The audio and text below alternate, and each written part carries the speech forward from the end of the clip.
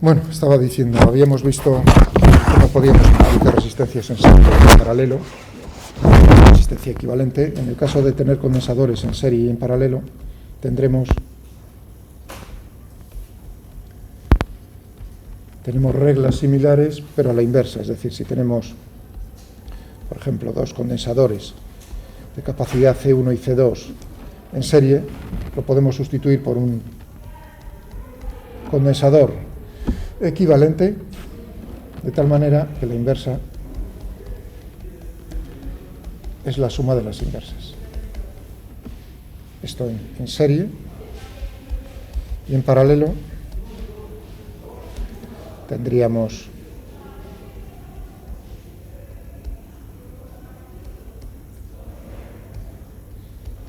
C2. Siempre podríamos simplificarlo de tal manera que en este caso, en paralelo, es la suma. Y la demostración es, completadla, es exactamente hacer lo mismo que hice el otro día, fijándonos en cómo es la corriente que va a través de C1 y C2, así decirlo, es la misma corriente, mientras que en paralelo lo que tenemos, es decir, que por aquí tendríamos la misma intensidad, y en paralelo tenemos que entre los extremos del condensador 1 y el condensador 2 tenemos la misma diferencia de potencia. Si aplicamos lo mismo que hice para las resistencias, esas dos cosas, y relacionamos las intensidades y las caídas de potencial, tenemos esas dos reglas, ¿de acuerdo? Bueno, demostración, ejercicio para vosotros. Similar a lo que hicimos con las resistencias.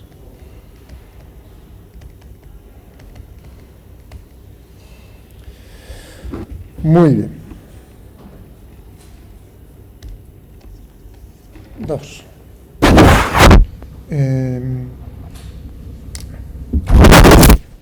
Los métodos que aplicamos o que os intenté enseñar o mostrar para poder resolver circuitos de una manera más sencilla, es decir, aplicando las reglas de Kirchhoff de las mallas y de los nudos, pero reduciendo el número de incógnitas, es decir, en dos pasos, por supuesto que también se pueden aplicar a circuitos en los que tenemos no solo resistencias, sino cualquier elemento particular. En este archivo que ya tenéis descargado desde el otro día, lo que tenemos es una resistencia que está en serie con condensador resistencia que están en paralelo, uno con el otro. ¿De acuerdo? O sea que ya es un poco más complicado que el ejemplo que pusimos sencillo de carga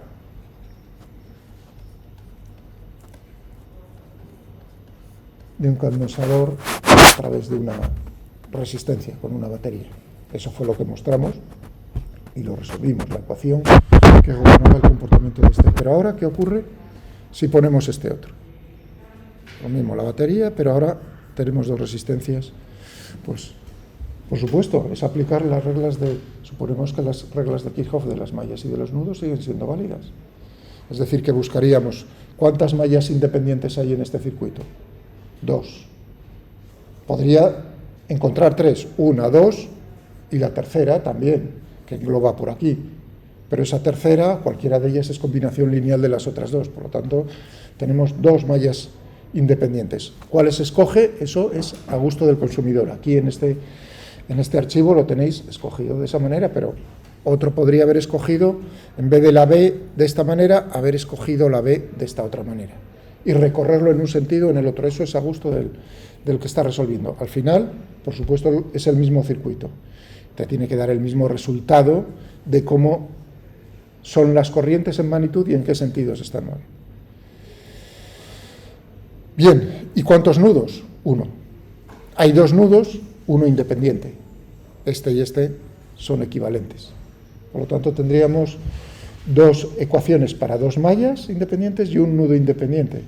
¿Cuántas incógnitas tenemos? Por supuesto, la intensidad que pasa por este elemento, la intensidad que pasa por esta rama y la intensidad que pasa por esta rama. 3 tres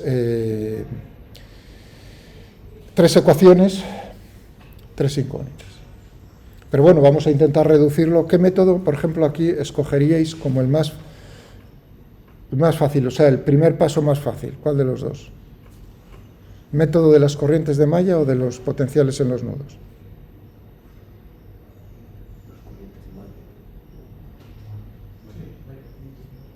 No. En principio uno diría, si quieres el menor número de ecuaciones, el de potenciales en los nudos. Escoges este nudo o este nudo y entonces pones a tierra. Aquí en el archivo está hecho con las corrientes de malla, ¿eh?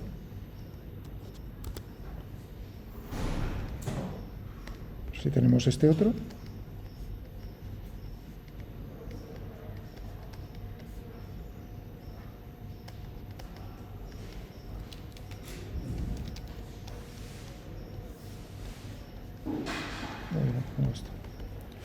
Pongo esto a tierra, tendríamos aquí el nudo A, el nudo B, uno para uno de ellos, el A, y otra vez tendríamos que hacer, supongamos que salen todas las corrientes, lo relacionamos con respecto a la referencia, el potencial de referencia aquí, 0, que es en el nudo B, o sea que VB, le estamos asignando potencial 0. ¿Cómo sería entonces?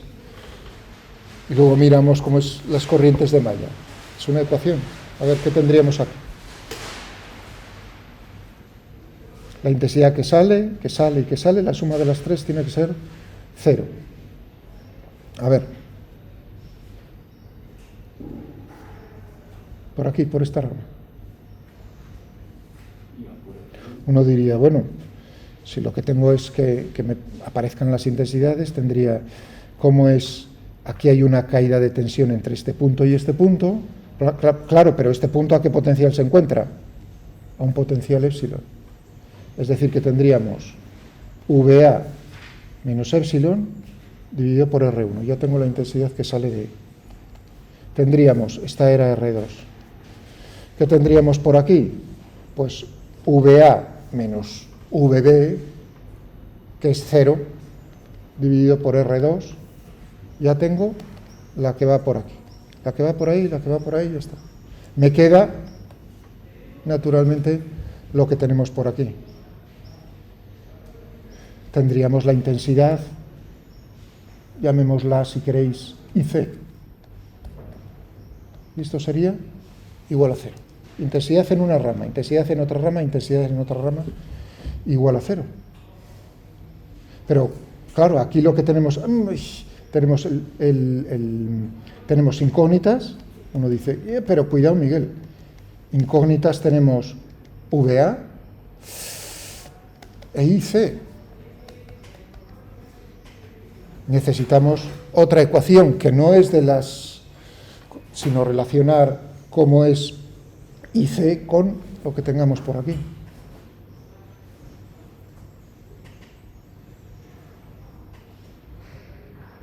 ¿Qué tendríamos? VA menos VB, es decir, menos 0. ¿A qué es igual la caída de tensión? Yo sé que la capacidad viene dado por la diferencia de potencial aquí, la carga dividido por la diferencia de potencial, es decir, que la diferencia de potencial será Q dividido por C, es decir, que VA va a ser Q dividido por C. Suponiendo, naturalmente, que la polaridad es de esta manera. Si yo derivo aquí, lo que tendría la relación entre IC y Q viene dada Fijaos cómo he puesto, cómo está intentando la corriente en esta rama. Cargar más el condensador. Por lo tanto, tenemos, como puse ayer, la relación entre la intensidad en C y la carga la tendríamos de esa manera. Es decir, que tendríamos aquí Si derivo v punto IC dividido por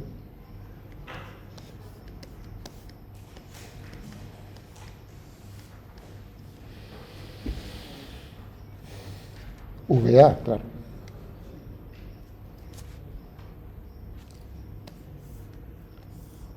Esta ecuación y esta ecuación, y ya tengo las dos incógnitas.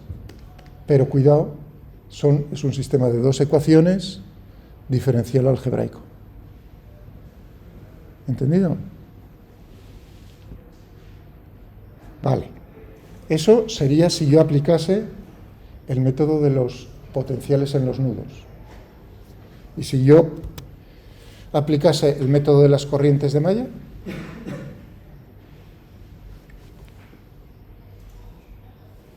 tendríamos, así no digo, pues una malla A y una malla B. Empecemos en un punto. Ya veis aquí los más y los menos. Estoy asignando en una situación genérica cómo es el estado del circuito. Empiezo por aquí. Una caída de tensión en la resistencia R1 equivalente a IA, solo está pasando la corriente de malla A por R1. ¿De acuerdo? ¿Cómo es? Aquí tenemos desde este punto a este punto, ¿qué tenemos? ¿Una subida de tensión o una caída de tensión? Si es caída de tensión, positivo. Si es subida de tensión, negativo.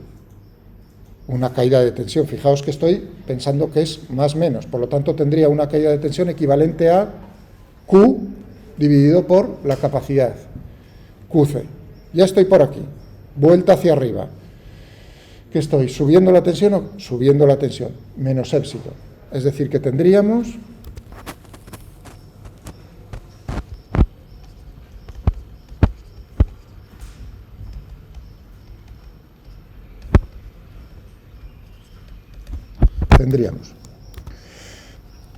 IA, le pongo ahí mayúscula, por R1 más Q dividido por C menos épsilon igual a 0. Para la B, empiezo por ejemplo por aquí arriba. Cae la tensión en R2, un valor que es IB por R2. Genial, pero ahora tengo que subir por aquí.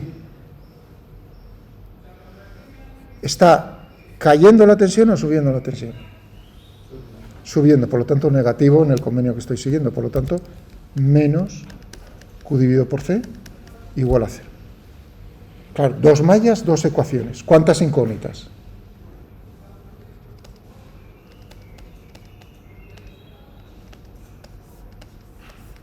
Y A y B y Q.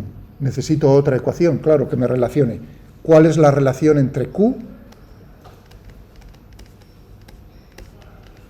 y las corrientes?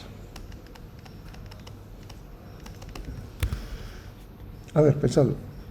Claro, por esta rama están luchando dos, una intentando cargar más, que es IA, y otra intentando descargarlo, que es IB, es decir, que IA menos IB será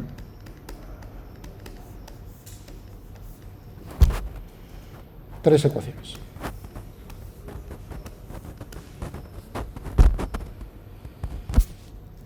Queremos solo que nos aparezca, o sea, ahora la cuestión es, quiero que solo me aparezca, o sea, ahí ya cojo son tres ecuaciones lineales, que son diferenciales una de ellas, y ahora la cuestión es intentar simplificarlo para dejar solo una y resolver una, luego otra y luego otra. Imaginaos que yo quisiese ahora mismo quitarme, por ejemplo, la incógnita Q de aquí. ¿Qué debería hacer? Es decir, pasar de un sistema de tres ecuaciones con tres incógnitas a dos ecuaciones con dos incógnitas. Sustituir la Q por IA menos IB. No, sustituir la Q por IA y B, desde luego no. Bueno, Eso, desde luego no. Porque la relación es con la derivada de Q, no con Q. O sea que, pero hombre, uno dice, pues necesitaré aquí, para quitarme el Q de en medio, necesitaré derivar. Plaf, plaf, derivo. Es decir, que me quedará como ecuación IA punto por R1 más Q punto dividido por C. Al derivar epsilon, eso es 0. Tendré IB punto menos Q punto igual a 0, pero ahora ya Q punto lo puedo quitar y sustituir IA punto R1 más 1 dividido por C por IA menos IB igual a 0. Y la otra sería I punto B R2 más, menos, perdón.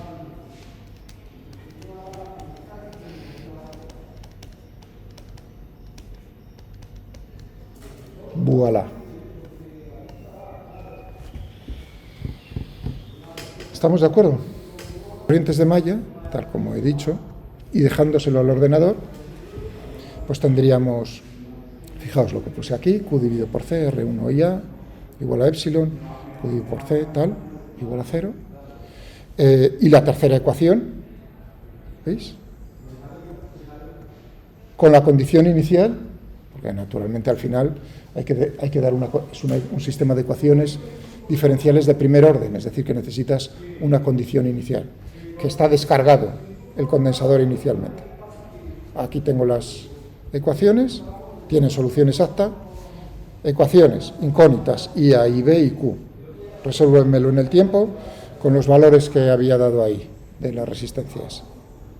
Y aquí tenéis las intensidades y la carga en el condensador. Como este archivo tiene ya unos cuantos años, no tenían todavía la función de solve value. Aquí ya utilizaría de solve value para que me saliese directamente el resultado. Resistencia 1, ¿cuál es la corriente que pasa? Resistencia 2, carga en el condensador. ¿De acuerdo? Conclusión. Los métodos siguen siendo válidos si introducís elementos que no sean resistencias, como condensadores en este caso, siempre y cuando metáis también las ecuaciones que os relacionan la carga en el condensador con las intensidades que están pasando, o con el potencial dependiendo si escoges un método o el otro. Pensad en lo siguiente entonces.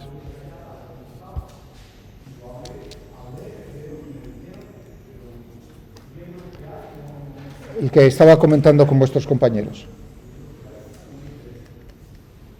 ¿no? Modificar con el que habíamos estado jugando.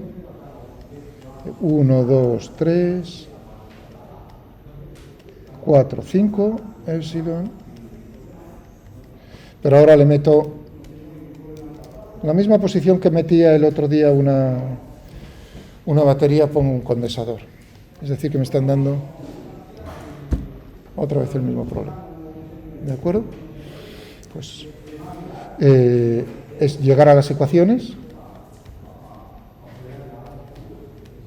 que describen el circuito, el comportamiento del circuito.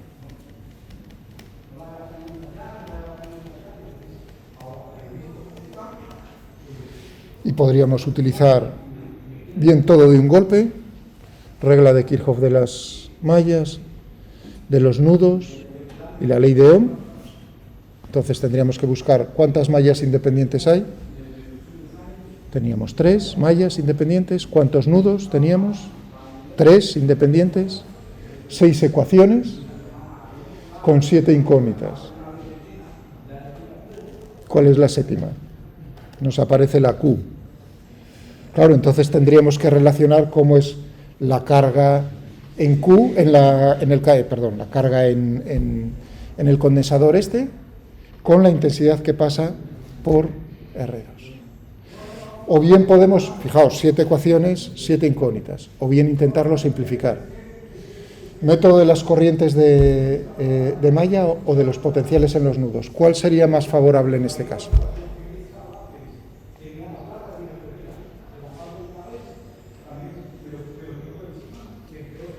Si queréis, incluso podéis meterle aquí otra resistencia. ¿Qué sería más favorable?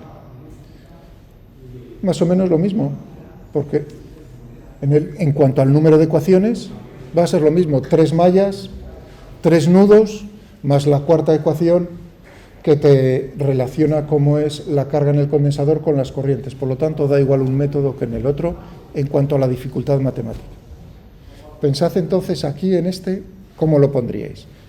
Siempre, o sea, en las corrientes de malla, si cogéis esto, por ejemplo, la que yo cogía anteriormente, tenéis que marcar cómo tenéis la polaridad en el condensador. Vosotros lo decidís. Entonces, desde el momento en que decidís eso, ya estáis decidiendo si la corriente va, por ejemplo, en el sentido, en la malla esta era la A, la B, la C. ¿Qué corriente de malla pasa por el condensador? Únicamente la correspondiente a la corriente de malla B. Si yo he puesto la polaridad de esta manera, la corriente de malla B, y además está en el sentido horario, está intentando cargar o descargar el condensador. Cargándolo. Por lo tanto, tendríamos la relación que IB sería esta. Si yo hubiese puesto la polaridad de esta otra manera, entonces la relación sería con un signo menos. Pero cuidado, porque en la ecuación cuando aplico la regla de Kirchhoff de las mallas, uno dice que te saldrá diferente. No, porque si lo pongo de esta manera, al recorrer el camino de esta manera, de aquí a aquí está subiendo el potencial, mientras que de la otra manera estaba cayendo el potencial. Es decir, que un signo menos con otro signo, al final te quedan las mismas ecuaciones. ¿De acuerdo? Vale. Energía almacenada. Por cierto, ¿qué tal fue fue interesante lo de? Vale, me alegro, a ver si os sirve. Para ganaros unos energía almacenada.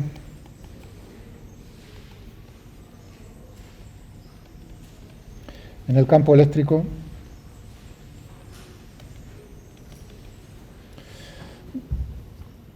y el campo magnético. En circuitos. O sea que estamos analizándolo desde el punto de vista de los circuitos. O sea que tendríamos, por ejemplo, en el caso del campo eléctrico, dentro de un condensador. O sea, y el campo magnético en bobinas. Teníamos este circuito tan sencillo, una sola malla, epsilon, R y C. Solo tenemos una malla, o sea que tenemos que aplicar la regla de Kirchhoff de las mallas. ¿Cómo sería la ecuación, la que vimos? Si vamos de esta manera, menos más, considero que el condensador se encuentra la polaridad de esta manera, tendríamos una caída de tensión que sería I por R, aquí, caería la tensión, aquí un valor que sería Q dividido por C, menos epsilon igual a 0. ¿No? Esa es la ecuación que describe con, naturalmente, que I es estas dos teníamos cuando lo analizábamos. Y ahora la cuestión es la siguiente, decir, bueno, la batería lo que está es suministrando energía a las cargas aquí, para que el circuito funcione. Para una carga infinitesimal diferencial de Q, imaginaos que pasa de aquí a aquí, ¿cuánta energía ha suministrado la batería para subir su potencial? Diferencial de Q por epsilon. Claro, esa es la energía que está suministrando. Algún sitio tiene que parar esa energía que está suministrando. Una parte se disipa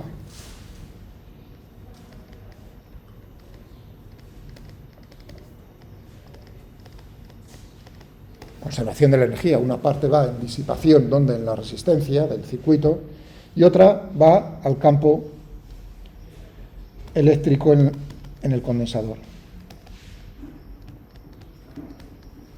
Vamos a ver cuánto. O sea que esa es para una carga infinitesimal. Si yo me estoy preocupando más no por la energía, sino por la potencia suministrada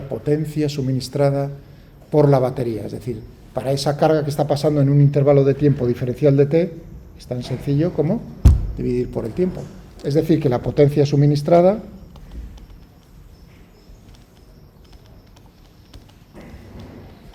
por la batería sería epsilon. ¿Esto qué es? La intensidad de corriente. ¿De acuerdo? ¿Cuál es Es decir, que si tú tienes realmente esta ecuación, te está diciendo, detrás lo que tienes es precisamente la conservación de la energía. Y dices, bueno, ¿y en la resistencia cuánto se está disipando en la resistencia? Tendríamos I cuadrado por R, es decir, este término por I, este término por I. ¿Y ahora qué tendríamos en este caso, en el del condensador? Claro, en el condensador lo que estamos haciendo es, para una carga infinitesimal diferencial de Q, que era diferencial de Q, ¿qué es lo que tendríamos? Por la diferencia de potencial que hay entre las placas del condensador, que no es nada más que el Q dividido por C. Si lo dividimos por el tiempo, lo que tenemos es IQ dividido por C. Es decir, que si nosotros multiplicamos toda la ecuación que tenemos por aquí por I cuadrado, tendríamos precisamente la conservación de la energía. Vamos a fijarnos en el término correspondiente bueno, primero a la resistencia.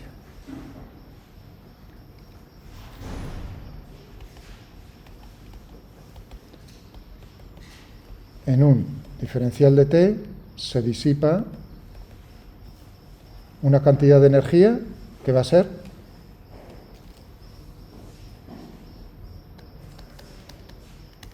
si esta es la potencia, por el tiempo tendremos eso. ¿Cuánta energía se ha disipado ahora? Si la pregunta es ¿cuánta energía se ha disipado en la resistencia entre un T1 y un T2? O por ejemplo el tiempo inicial y un tiempo determinado. Simplemente será la suma desde T1 hasta T2. Si esa fuese la pregunta. En el condensador, lo que tendríamos era IQ dividido por C, perdón, para un intervalo infinitesimal de tiempo diferencial de T. Vamos a multiplicar por diferencial de T. Pero claro, I es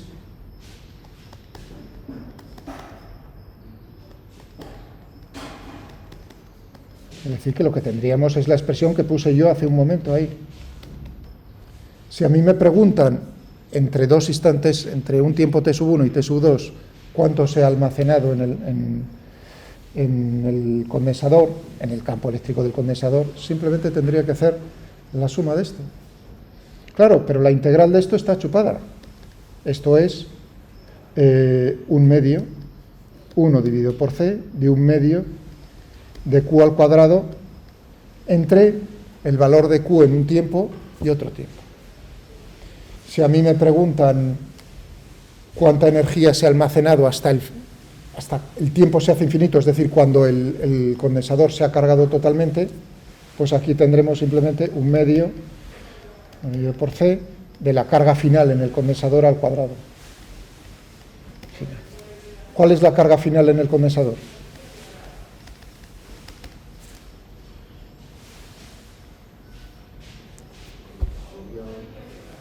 C por epsilon. Es decir, que tendríamos aquí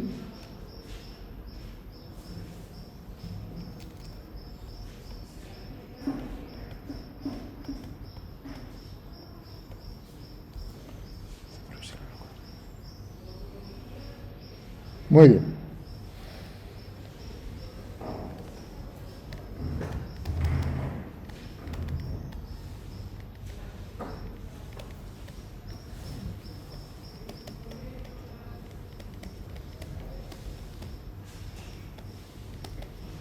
Campo eléctrico entre las placas. Entonces tendríamos U, vamos a llamarlo la energía, 1 medio y 1 partido por C por, había puesto aquí Q al cuadrado, ¿no? que también lo podríamos poner en función de la diferencia de potencial en las placas del condensador. Esta expresión. Vale. Y esto tiene que ser, comprobad, ejercicio. Habíamos dicho que la energía almacenada en el campo eléctrico por unidad de volumen, U minúscula, ¿a qué era proporcional? Al valor del campo eléctrico al cuadrado.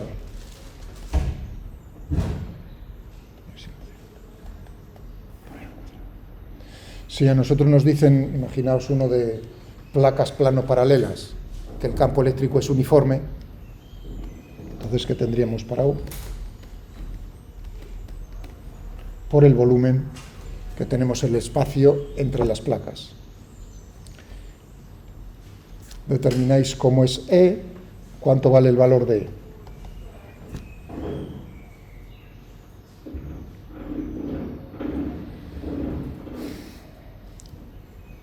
¿Qué tendríamos? V dividido por la distancia entre las placas. Vais metiendo todo esto y tenéis que llegar a que el resultado de hacerlo por aquí y hacerlo por aquí, naturalmente la capacidad de un condensador de placas plano paralelas, ¿cuánto era?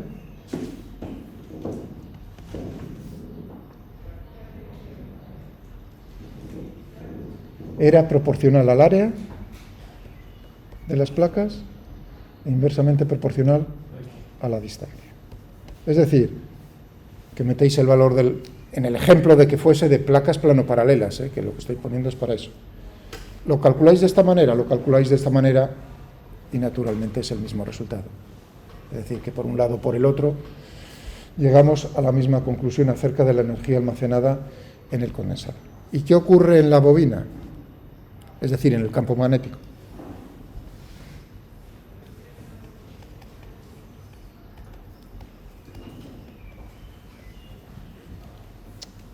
Almacenada.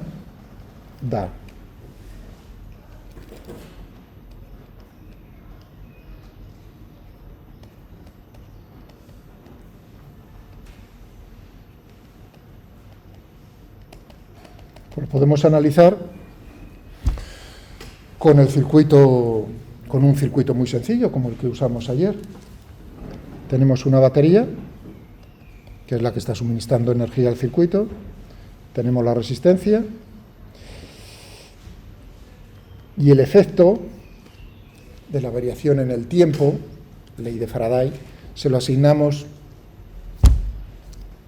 a lo que está representando en el circuito una bobina. Vuelvo a insistir, es todo el circuito, no solo la parte de la bobina. Tendríamos de esta manera una malla, regla de las mallas, es decir, ley de Faraday, K el potencial I por R. ¿Qué tendríamos aquí? K el potencial L derivada de I con respecto a T, y sube el potencial aquí, igual a 0. O si queréis, I por R, L, la derivada de I con respecto a T, igual a epsilon. O sea que aquí detrás, cuando os decía las leyes de Maxwell, por supuesto que ahí incluyen los principios de conservación fundamentales de la física, conservación de la carga neta, conservación de la energía. Pues ahora es lo que estamos planteando de una manera sencilla con un circuito. Tenemos el mismo problema que antes. Si tengo por aquí una carga infinitesimal diferencial de Q, la batería le está suministrando una energía en un intervalo de tiempo diferencial de t, que va a ser la potencia, naturalmente, va a ser la misma expresión que antes. Disipación en la resistencia, se está disipando, ¿qué potencia? I cuadrado por R. O bien, energía en un diferencial de tiempo sería exactamente ese término. Al dividir por el tiempo lo que tenemos es la potencia. ¿Y qué ocurre en la bobina? Claro, la bobina al principio no tenemos corriente, por lo tanto no hay campo magnético.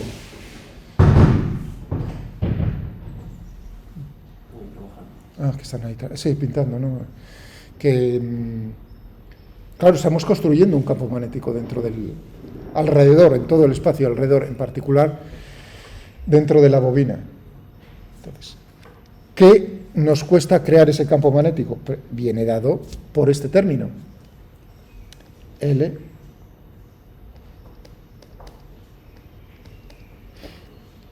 por unidad de tiempo será esta expresión. O, si queréis, en el intervalo de tiempo diferencial de Q, ¿qué energía se está almacenando? Por unidad de tiempo tenemos eso. Es decir, I, o L, si queréis, pongo primero L, la constante, I, por la derivada de I con respecto al tiempo. Esta es la potencia.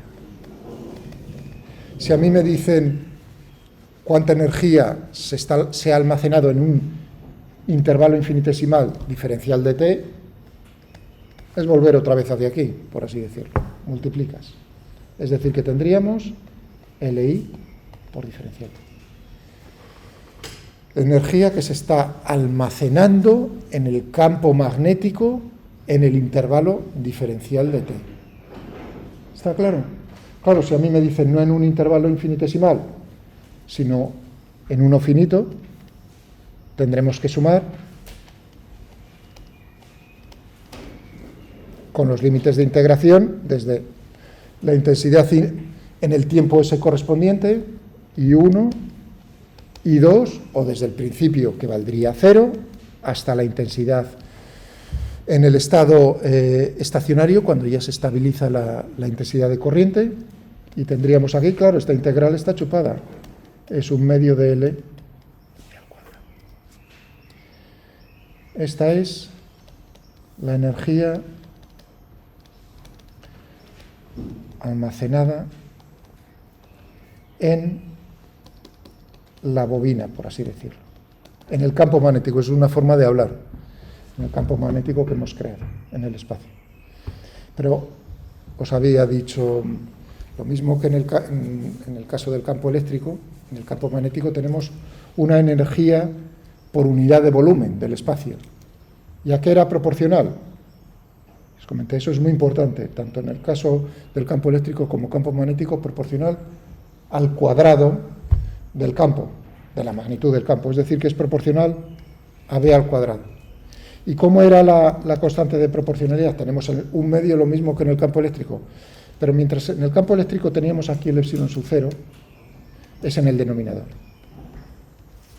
Es decir, que tenemos, esta es la energía por unidad de volumen. Por así decirlo, densidad de energía.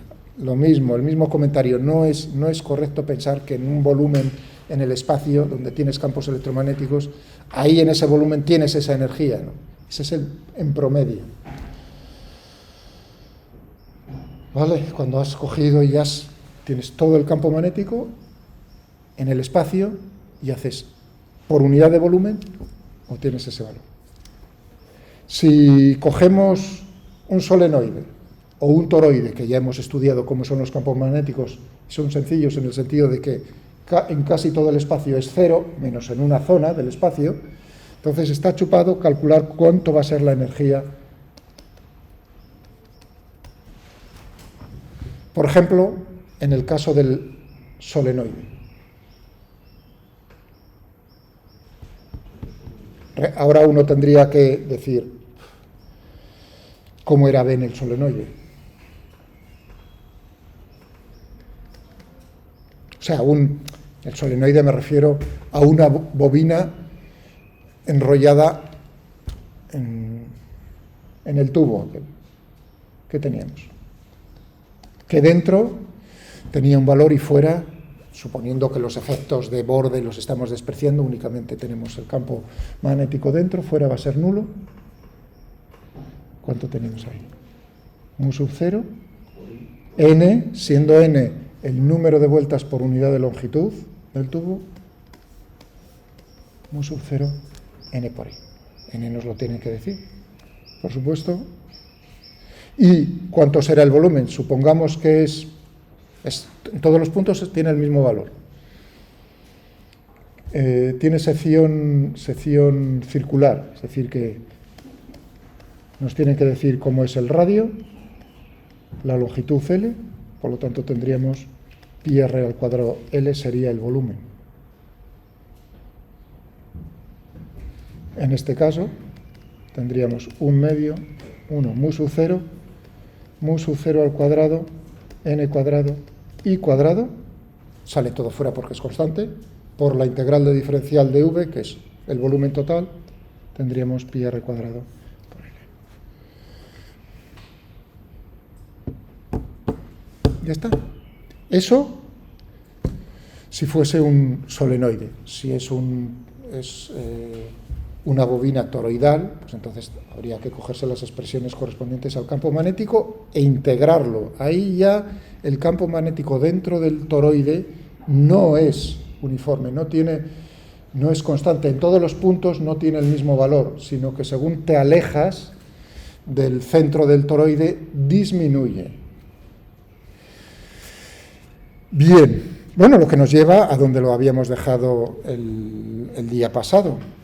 Estábamos tratando precisamente el caso de hallar el coeficiente de autoinducción, porque lo vamos a necesitar para ver si esta expresión, lo que acabo yo de decir, si esta expresión es la misma que esta es otra expresión, necesito, por supuesto, determinar cómo es el coeficiente de autoinducción de una bobina en un solenoide o en un toroide. ¿Entendido? Vale, pues vamos a por ello. Y lo estábamos haciendo, ahora voy a ponerme el caso, hallar el coeficiente L, coeficiente de autoinducción, distancia,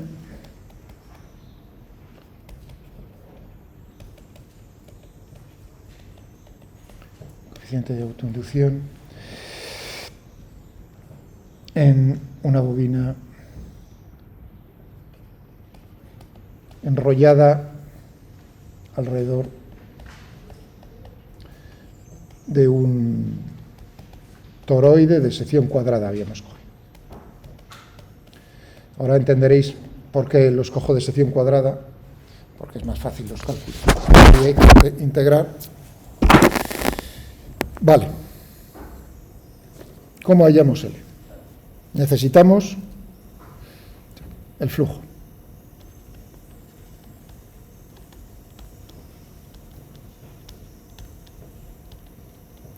El flujo del campo magnético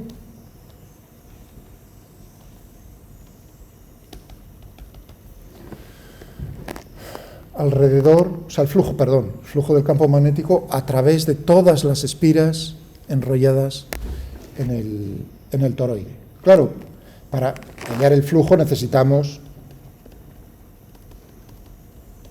el campo magnético.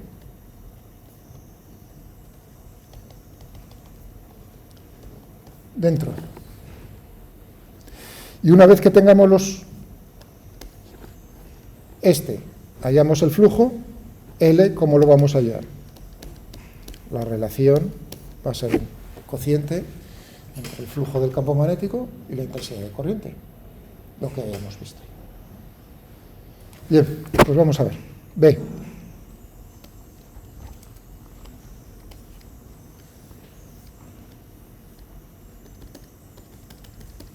Lo había llegado en puntos alejados una distancia r, recordad que la sección es cuadrada, por aquí, tendríamos esto, aplicamos la ley de Ampère y tendríamos B 2 pi r mu sub 0 y teníamos n, el número de espiras, por I, la intensidad que está pasando por cada una de las espiras, por todo el cable. Es decir, que B era mu sub 0 ni dividido por 2 pi r. Ya tenemos el campo magnético y además sabemos cómo es la dirección, etc. Flujo.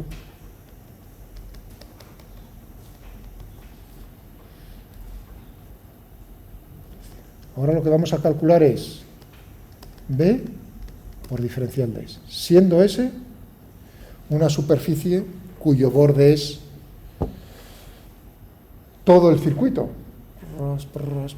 Eso es equivalente precisamente a hallar el flujo, aproximadamente, si están muy pegadas las vueltas, hallar el flujo a través de todas las espiras circulares que tenemos por ahí.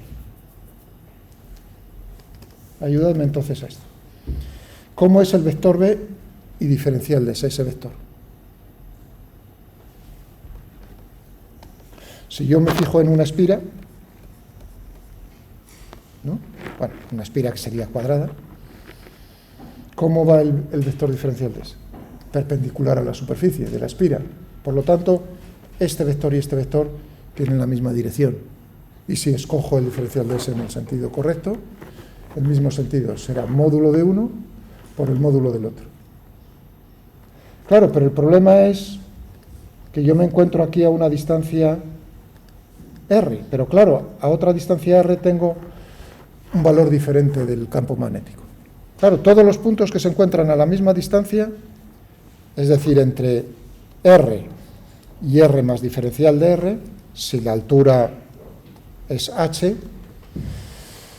tendremos el mismo campo magnético en todos estos puntos y el diferencial de S será H por diferencial de R. Multiplicado escalarmente por B, tendríamos, ¿cuánto valía B? Mu sub 0, N, I, 2 pi R. Diferencial de S, H diferencial de R. Pero claro, eso es para una espira, pero tengo n espiras, n cuadrado.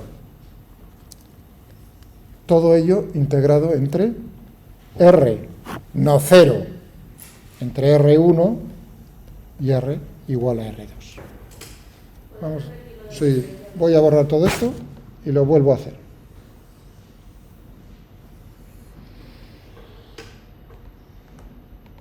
Bueno.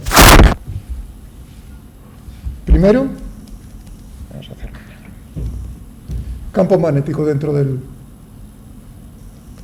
Ven.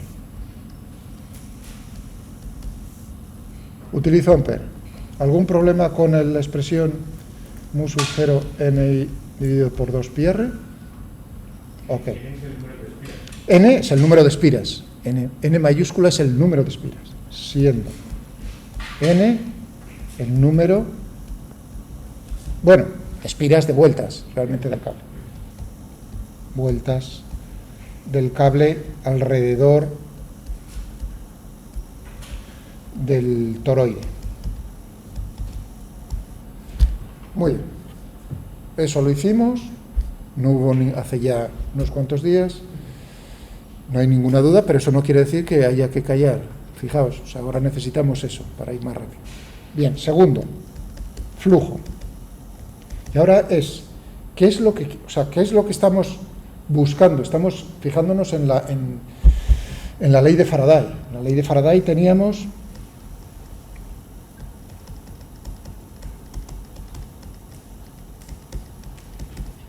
esto. Y esto lo habíamos expresado como si el circuito no cambiaba la forma. Ahí era importante. Y otra advertencia, si era el campo magnético únicamente debido al propio circuito, porque si hay otros circuitos, la cosa también cambia, como discutiré o intentaré discutir a continuación. Bueno, eso quiere decir que lo que tenemos, la relación entre la intensidad, entre el flujo y la intensidad, es lineal. Y la constante es el coeficiente de autoinducción.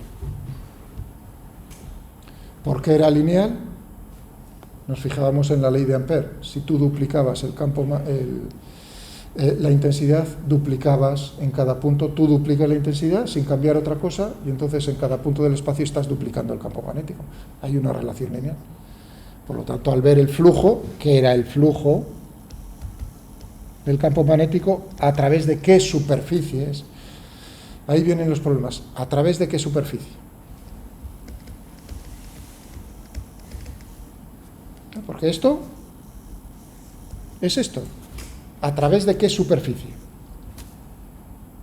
cualquier superficie cuyo borde sea C. ¿Y qué era C? Pues nosotros lo vamos a aplicar a una malla del circuito, cuyo borde sea, si solo tiene una malla, el propio circuito.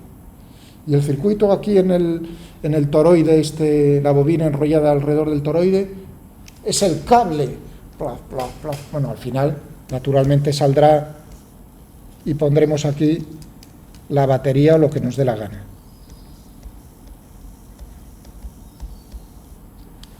¿De acuerdo?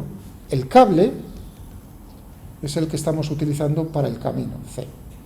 Y ahora la pregunta ¿es el flujo a través de cualquier superficie cuyo borde sea SC? ¿Cómo va a ser esa superficie? Es una superficie muy complicada, ¿eh? Imaginad, es muy bonita, se puede hacer con matemática. Muy bonita, o sea, porque es una sola superficie.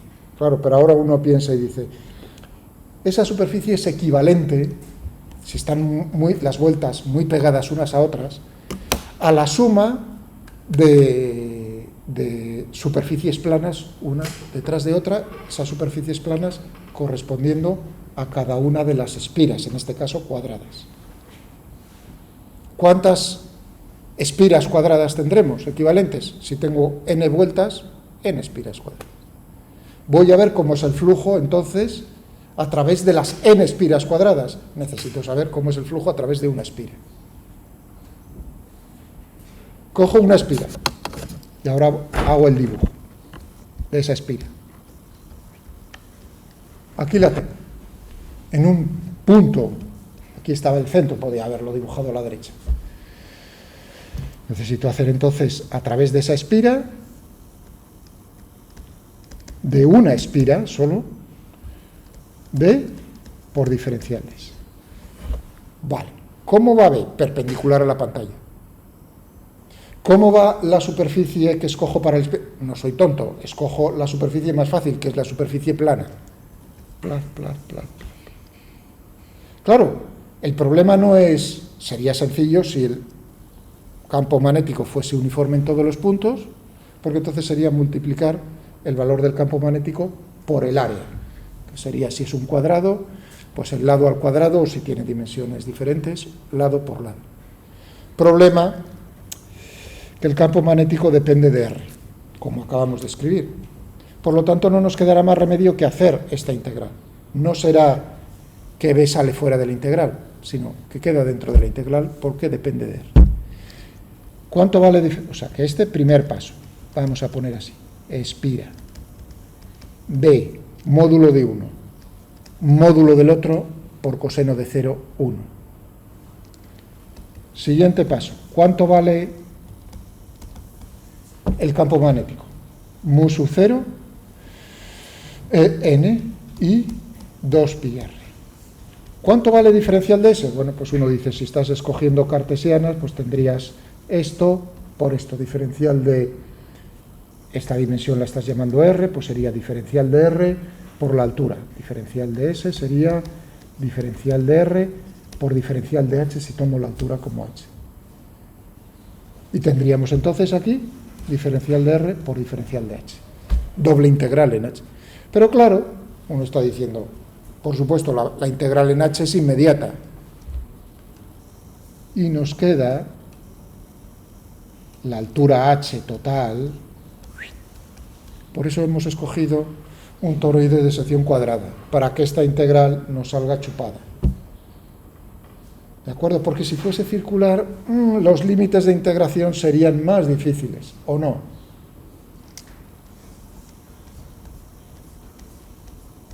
La altura va cambiando según te mueves con R.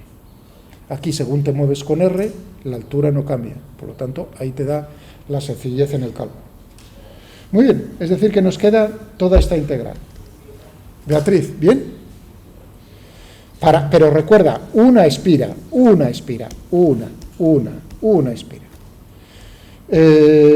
Mu sub 0, n, 2 pi, h, y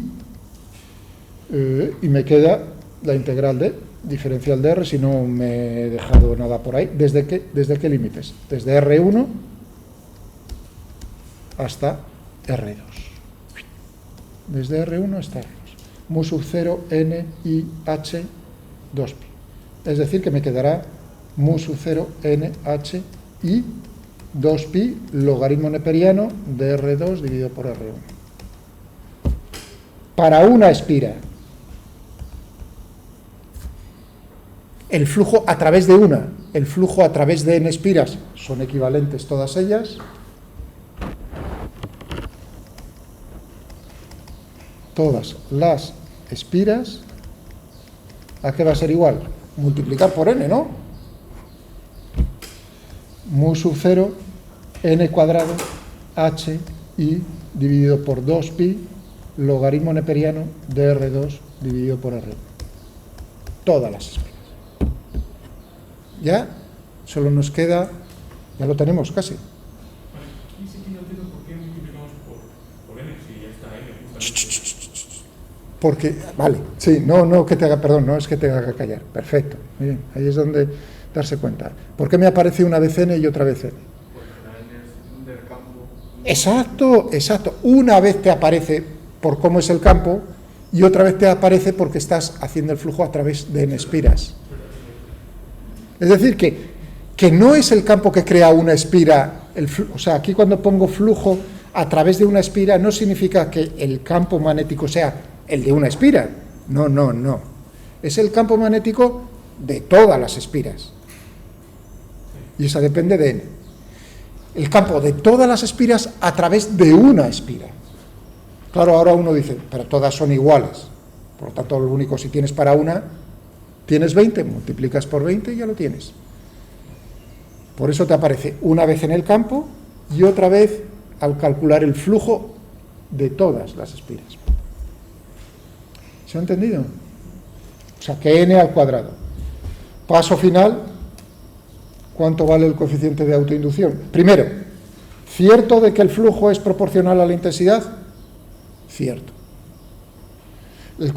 Todo lo que sea las constantes delante de o detrás de lo que multiplican a la intensidad, eso es el coeficiente de autoinducción. L será phi de todas las espiras dividido por I, o sea que en este caso toroide cuadrado mu sub 0 n cuadrado h i por 2pi. Ya está. Ahora ya podríamos completar, decir, imaginaos un problema que es, me dicen, tengo un cable enrollado de tantos, de 1000 metros, enrollado a través de, alrededor de un toroide, me dan las dimensiones del toroide, bla, bla, bla, bla, bla, y lo unes, resulta que te dicen, tiene el cable una sección, un área de la sección de tantos milímetros cuadrados, ¿de acuerdo?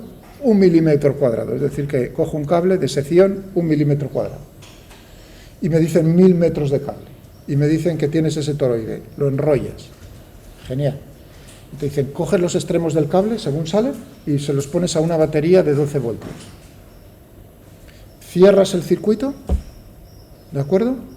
Y ahora te preguntan, ¿cuál es la intensidad que pasa después de 25 milisegundos?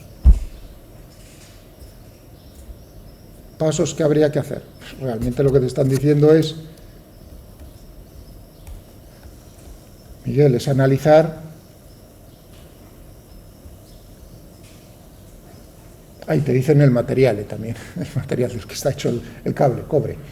Y te dicen cómo es la conductividad del cobre o la resistividad del cobre. Te están dando este circuito. Necesitas R, fijaos, necesito R y necesito L. ¿Cuánto es R? Si te están diciendo cuál es la resistividad del cobre, te están diciendo que tiene una longitud L y te dicen el área de la sección transversal del cobre es 1 milímetro cuadrado o lo que sea, te están dando R, te lo están poniendo delante de las narices. Quizás no te des cuenta porque te lo estás aprendiendo de memoria. Esto es típico, o sea, este problema es tachu, Quiero decir, está chupado, pero es decir, no, es que no te voy a dar R ni te voy a dar L. Tú me los calculas y luego lo terminas. Ya está liquidado. En el primer minuto ya estás cribando en el personal quién se lo ha aprendido de memoria y quién no. ¿Ves? Siguiente paso, necesito L. Todo lo que hemos hecho. Lo acabamos de hacer. Tercer paso, pues analizar el circuito por aplicando las reglas de Kirchhoff. En este caso solo hay una malla, por lo tanto tendríamos IR más L y punto igual a epsilon. Ayer lo hicimos. Ya está. O sea que ya está en el sentido de que llevamos I de t, ¿no? Claro. Y me dicen, pues después de 25 milisegundos, pues, ¿tienes? ¿Cuánta energía se ha disipado después de 25 milisegundos en la resistencia del cable? ¿Bien? Vale. Bueno, eso me lleva a lo siguiente. He dicho, aquí hemos tenido en cuenta en el problema que tenemos ese circuito, el toroide, aislado de cualquier otra cosa en el espacio. Pero es que eso no es así. Y si tienes más circuitos a su alrededor, entonces vas a tener que tenerlos en cuenta. Imaginaos lo siguiente.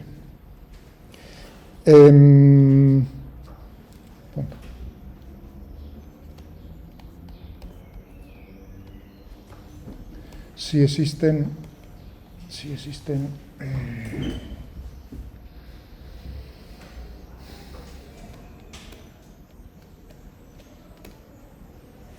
más de un circuito. No hay problema.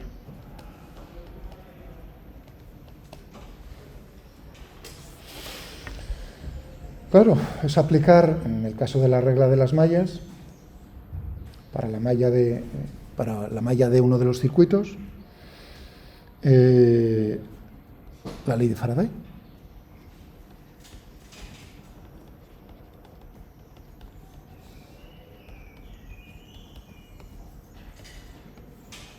Bueno, pero ahora, y ahora es darse cuenta. ¿Qué significa phi? Phi es el flujo del campo magnético. ¿Pero qué campo magnético? El total que hay en el espacio, a través de la superficie, cuyo borde, etcétera, cuyo borde es precisamente esto. Es decir, que phi es este otra vez. Este B es el total que hay en el espacio. Y ahora imaginaos, tengo dos circuitos. ¿De acuerdo? O sea que ahora ya no tengo uno, sino dos en el espacio. Entonces, este campo magnético B, ¿por quién va a venir dado? Va a venir dado por el circuito 1 y por el circuito 2. Claro, porque tenemos superposición. El campo total es la suma vectorial de los campos que crea uno y que crea dos. El que crea uno viene dado por la intensidad que está pasando por el 1. Y el que crea el 2 por la intensidad que está pasando en el 2. Pero claro, ¿esto a quién se lo estás aplicando? Se lo tendrás que aplicar a uno de los circuitos y también al otro circuito. Imaginaos que yo se lo aplico al circuito 1. Entonces tendremos el flujo a través de cualquier superficie cuyo borde es el circuito 1. Tendremos aquí entonces B. Esa superficie corresponde a la superficie cuyo borde está en el circuito. Pero claro, aquí tenemos, o sea que esta S es S1. Flujo a través de 1, superficie en 1, pero el B son la suma de los dos.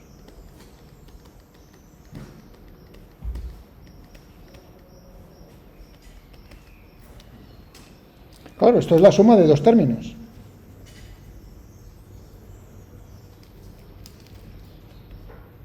Esta es la suma de dos términos.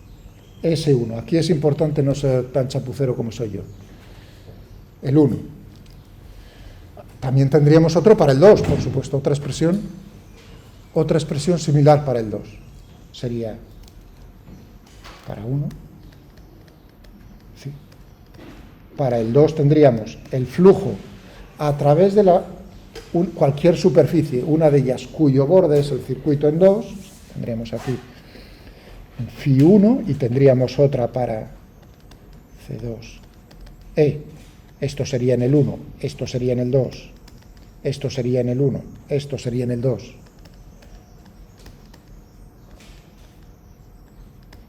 Otra expresión correspondiente para 2. ¿Qué es Φ2? La superficie en 2 de B, pero ¿qué B? El total.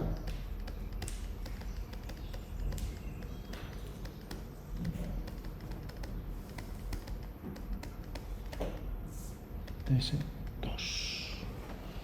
Y ahora vamos a cogernos, por ejemplo, el del 1. ¿Vale? El otro, como veis, es similar, cambiando los... Pero mucho cuidado con los subíndices. Y aquí lo vamos a... dentro de un momento, en cuanto... Y yo creo que sí, que vamos a añadir una... Aquí. O sea, que tendríamos aquí... Tendríamos...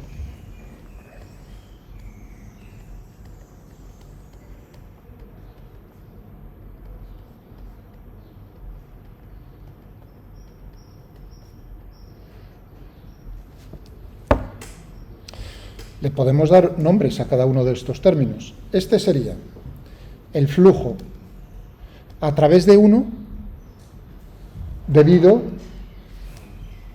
al campo magnético de 1, creado por la corriente 1, más, este sería el término del flujo a través de 1, pero debido a la corriente, debido al campo magnético que crea en 2. Me aparece Φ1,1. ¿Perdón? ¿Sí? Ah, sí, perdón, gracias. Aquí, en diferencial de S. Exactamente. Gracias. Lo tenía ahí, diferencial de S. Bueno, y ahora la cuestión es lo mismo. Aquí lo que tienes es el campo magnético en 1. Ese va a ser proporcional a la intensidad de corriente en 1. O sea, aquí tenemos L por I1. Claro, y en este término, ¿cuál va a ser? Ahí tendremos lo que se llama el coeficiente de inducción mutua entre dos circuitos, M, 1, 2, M, es el que utiliza la letra, por I sub 2. Porque ahí lo que tenemos es B sub 2, que es I2.